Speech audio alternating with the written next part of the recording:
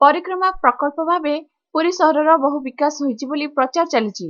निर्वाचन को दृष्टि रखी राज्यर विभिन्न अंचल को प्रतिदिन प्राय 10,000 लोकंकु बस रे आनी खाइबा पिबा और उपहार देई पुरी बुला जाउछि। किंतु पुरीर बासिंदा एबे श्रीमंदिर जिबा भूली सारलेनी। श्रीमंदिर भितरे फांका थिबा बेले एसी टनेल और ब्यारिकेड रे पुराई श्रद्धालु को जंत्रणा दिया जाउथिबार वीडियो मध्ये भाइराल हेलानी। पुरीर अन्यतम भातहांडी बेलाभूमि को मध्ये योजना करी नष्टभ्रष्ट करा जाउछि बोली अभियोग उठिछि। दिगबारिणी खुंटी ठारू स्टर्लिंग मध्यरे थिबा बेलाभूमि एकदा पर्यटकଙ୍କ निमंते अत्यंत आकर्षणीय रहिथिला। एबे किंतु सेही बेलाभूमि दोकान बजार रे भर्ती मळ मैला और दुर्गंध रे बेलाभूमि फाटी पडुछि।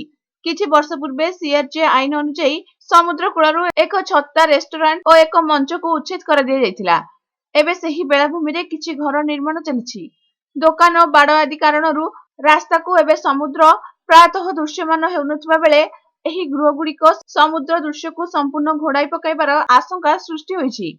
किछि वर्ष पूर्वे चक्रतीर्थ रोड रे बीएनआर होटेल ठीक संलग्न रे एक तैयारी चलुथिबा गृह को प्रशासन उच्छेद करथिला। एबे सेठरे खोला मेला रे पुनर्बार निर्माण चलिछि। प्रशासन ए दिगरे दृष्टि देबा निमंते विभिन्न महलरू दाबी होछि।